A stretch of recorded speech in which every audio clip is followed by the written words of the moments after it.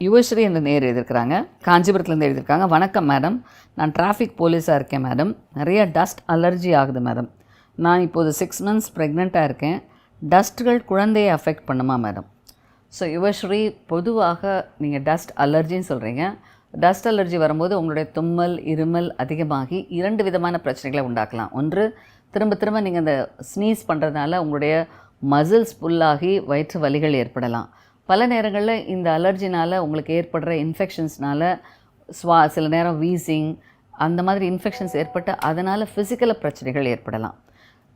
குறிப்பாக ஒருத்தருக்கு அலர்ஜி இருந்தால் அந்த அலர்ஜினால் குழந்தைகள் பாதிப்பதற்கு வாய்ப்புகள் என்பது ஸ்ட்ரெயிட்டாக வராது. சில நேரம் உங்களுடைய ஏட்டோஃபி, நீங்கள் எதுக்கு அலர்ஜியாக இருக்கீங்களோ அந்த ஜெனட்டிக் இன்ஹெரிட்டன்ஸ் உங்கள் குழந்தைகளுக்கு வரலாம்.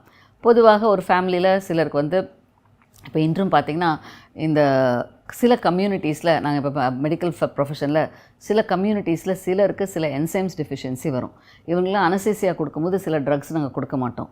ஏன்னா இந்த என்சைம்ஸ் இவர்களுக்கு குறைவாக இருக்கும். இதெல்லாம் ஜெனட்டிக் ப்ரிடிஸ்பொசிஷன்.